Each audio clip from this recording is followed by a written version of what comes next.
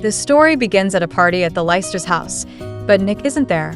Rafaela and will have been sending him away for work for months, trying to create distance between him and Noah. Meanwhile, Noah isn't doing well. It's been almost a year since his father passed away, and the memories of that day still weigh heavily on him. Suddenly, Nick shows up, arriving earlier than expected to surprise Noah. His unexpected appearance doesn't sit well with his parents, but that doesn't stop the two from reuniting warmly and affectionately. As a symbol of his love, Nick gives Noah a necklace, telling her it's his heart and asking her to never break it.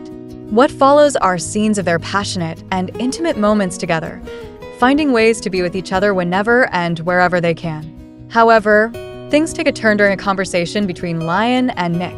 Lion talks about how much things have changed recently, how everyone is growing up, heading off to different universities, and how work and life are leading them down separate paths. The harsh reality is clear. Distance has a way of breaking even the strongest bonds. Some time later, the girls graduate, and we see Lion visiting his brother in prison. It turns out his brother got into trouble, and now their shared workshop is falling apart. Since they still need to send money to their mother, Lion decides that the best option is to shut down the workshop. However, Luca disagrees and insists he'll find a way to fix things. On the other hand, Noah's family gifts her an amazing purple car, which she takes out for a spin with Nick for the first time. Nick takes her to an apartment his grandfather gave him and tells her he doesn't want to return to San Francisco for work. Instead, he suggests they move in together since the apartment is close to their university and they wouldn't have to be apart anymore. Of course, Nick uses his own persuasive methods to convince her, but Noah says she's still too young to take such a big step. She also reveals that she plans to move into a dorm at the university, something Nick hadn't known about. Anyway, this leads to a small argument between Nick and Noah. Later, we see Rafaela taking Noah to his new apartment at the university, where he meets a girl named Briera, his new roommate. Briera had previously studied at the same school as Nick and Noah, but she took a sabbatical about 2 years ago, which is why they never knew each other. Meanwhile, Nick meets a kind woman named Sophia at his office. Sophia is the daughter of a very important minister and has been hired to assist Nick with his legal work. However, it soon becomes clear that this is part of a plan orchestrated by Will and Rafaela to separate Nick and Noah. In the next scene, Rafaela confronts Noah, accusing her of perpetuating a bad reputation. She says people already believe she got involved with Will for his money, and now being with Nick would ruin their image forever.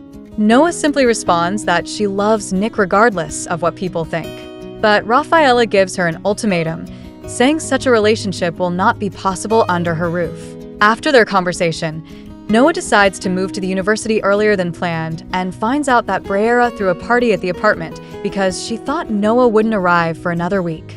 Eventually, they talk, and Noah learns that Briera had once tried to take her own life. However, Briera reassures her that it's all in the past and there's nothing to worry about now. Just then, Michael walks in to grab his jacket.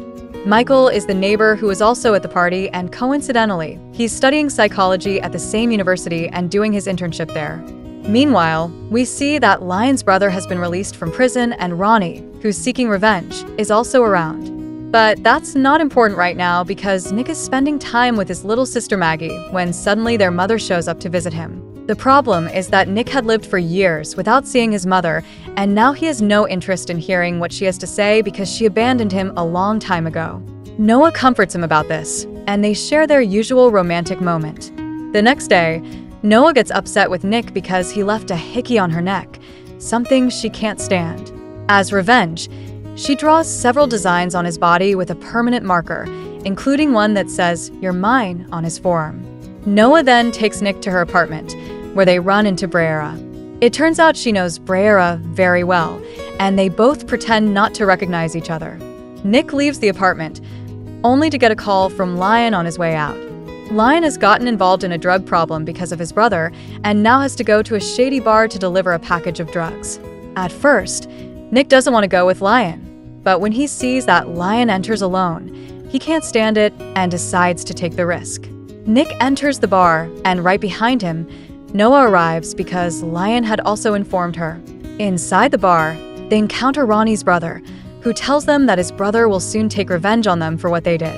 However, Noah is not scared and tells him she'll be waiting for him. Then, Ronnie's brother seems to try to trick them and refuses to pay them for the drugs delivered. As the only way to escape, Noah decides to start a fight so they can get away. During the altercation, Ronnie's brother tries to stab Nick, but Noah saves him, and in the end, they are all arrested by the police. Later, Nick contacts Sophia, who comes to their rescue. Nick asks her not to tell her father about the incident. On her way back home, Noah asks Nick to take her to adopt a cat. She names it Ian and brings it back to her university apartment, where Breera is. Meanwhile, Breera interrupts a romantic moment in a very uncomfortable way. The next day, she tries to encourage Noah to get involved with Michael. On the other hand, Jenna talks to Lion and asks him not to do any more foolish things for money. Later, when Noah returns home, she finds Breera talking to none other than Annabelle, Nick's mother, who has come to speak with Noah. Even though Noah doesn't want to hear her out, Annabelle tells her that this is her last attempt to get closer to her son. She says she just wants to tell Noah the truth and gives her number in case she's ready to talk. Before leaving, she asks Noah if she knows how long her mother and will have known each other. That same day, Noah decides to go home, where she finds Nick having dinner with Sophia and her parents. Rafaela clearly invites her to stay to annoy her. During dinner, they talk about setting Nick up with Sophia, which upsets Noah a lot, and she reveals that Nick had asked her to move in together. Noah storms off, and Nick follows her to the cemetery, because it turns out that today is the anniversary of Noah's father's death. There, Noah asks Nick to confess if he has something going on with Sophia, which Nick strongly denies. However, she angrily tells him that she doesn't trust him and knows that deep down, he doesn't really want them to move in together. In the end, Noah tells Nick that she's going to wait and see what happens next. As the story continues, we see Noah inviting Annabelle to the Leicester mansion, where she tells Noah that she fought for custody of Nick, but was forced to give him up due to threats and blackmail. It is revealed that Grandpa Leicester doesn't care much for his daughter, but he adores Nick because Nick is his heir. While Noah is trying to process all these revelations, Annabelle seizes the opportunity to take Will's toothbrush and places it in a plastic bag. She then asks Noah to give a letter to Nick, in which she has revealed the entire truth. Later, Will tells Nick that Annabelle has separated from her husband and will most likely become homeless. Meanwhile, Noah tries to leave the letter Annabelle wrote for Nick at his office, but Sophia discovers it. However, Sophia keeps it a secret, but Nick realizes the letter is from his mother, tears it up, and says he has no interest in reading it. That night, Nick and Noah go out for dinner, and Nick shows Noah that he has turned the "you are mine" phrase, which Noah had previously written on him with a marker, into a permanent tattoo. Noah isn't too pleased with this, but Nick says he doesn't regret it. They share a romantic moment, but it's soon disrupted when Nick tells Noah he has to travel to London with Sophia for a few days to work on a case. Suddenly, Noah turns poetic and says that honesty is often overrated because some truths are far too complicated.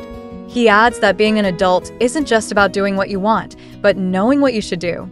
Later, we see that Nick goes to London, and Rafaela talks to Noah at Nick's apartment, as Noah has decided to move in with him. Rafaela insists that she won't allow it, but Noah confronts her about her blatantly obvious attempts to separate them. She tells Rafaela that now that she knows the truth, she feels free to love whoever she wants without any conditions. She then asks her mother where she was and who she was with on the day her father tried to kill her. Elsewhere, we see Nick talking to his grandfather at a bar, asking him what happened to Breera, the crazy girl who used to harass him. His grandfather responds that the issue has been resolved and that she will never bother him again. After this, we see Nick and Sophia win the case, and they spend time together celebrating. However, someone secretly takes photos of them. When Nick finally returns home, he doesn't find Noah in his apartment, so he goes to the university to look for her. However, he discovers that she's talking to Michael, as Breera had arranged for Nick to be away at that exact moment. Here, Nick and Noah argue about what has been going on recently. Noah tells Nick that they should take some time apart, as they no longer trust each other, and their relationship is hurting both of them. Nick tells Noah that he has been offered a permanent position in London and has 1 week to decide, but if she asks him to stay, he will. Noah replies that she will make her decision by the company's annual gala, which is exactly 1 week away. In the meantime, days go by, and Sophia starts developing feelings for Nick, while Noah finds out that Nick was once Brayara's boyfriend. On the other hand, Lion, who is facing financial difficulties, suggests that Nick do one last race on the day of the gala without the girls noticing. It turns out that Rooney is also going to race that day because he will be released from prison, and Lion uses this to convince Nick to accept the offer. The day of the gala finally arrives, and while the girls are getting ready all day, the boys take the opportunity to escape before the ceremony starts and go to the race, where Rooney and his brother were waiting for them. But suddenly, Jenna and Noah also appear and tell the boys that they were very stupid to think no one would notice. During the race, Brayara, who happened to be there, calls the police to have them arrested. This causes the race to spiral out of control, but in the end, Noah and Nick team up with Rooney to make a sandwich and hand him over to the police again to be arrested for a while.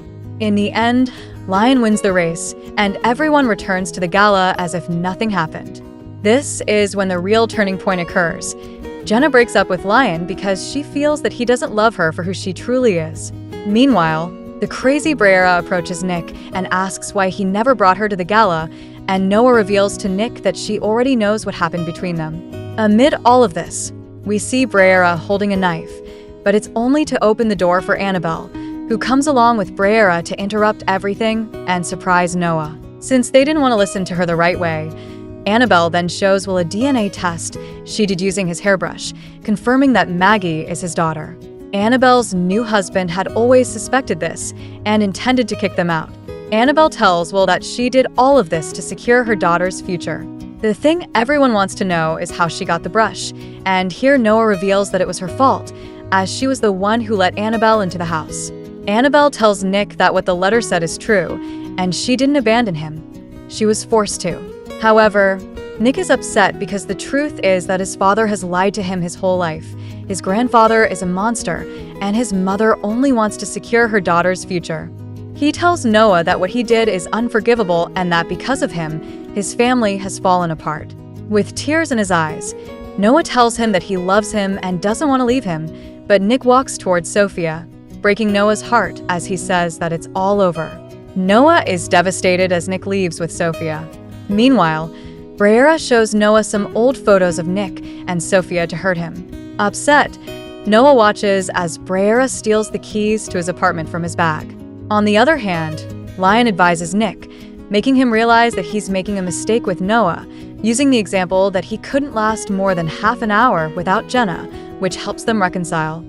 This makes Nick return to the gala, where he encounters Brayara. She confesses to him that when he abandoned her, she was pregnant and lost the baby due to the accident. She knows very well that it was his family's doing. Now, she wants to make them pay for it. Nick asks her where Noah is, and she responds that he must be on his way to the apartment, hoping that he might even kill himself. Nick, in the rain, arrives at the apartment and enters, but Noah is not there because Brayara had taken the keys. As a result, Noah is forced to go to Michael's house. He turns off his phone so he won't see Nick's messages and eventually ends up sleeping with Michael. After this, Noah regrets what she has done and leaves the apartment in the rain. She runs into Nick, who has been waiting for her. They look at each other in the middle of the rain, knowing that there is nothing left between them. Heartbroken, Noah continues on her way, while Nick angrily gets into his car and drives away. Meanwhile, their parents are terrified by the consequences of their actions and say that from now on, everything that happens to the kids will be their fault. The film ends with Noah sitting by her father's grave, where she receives a message from Nick telling her, "Noah, I will always be the light in your darkness."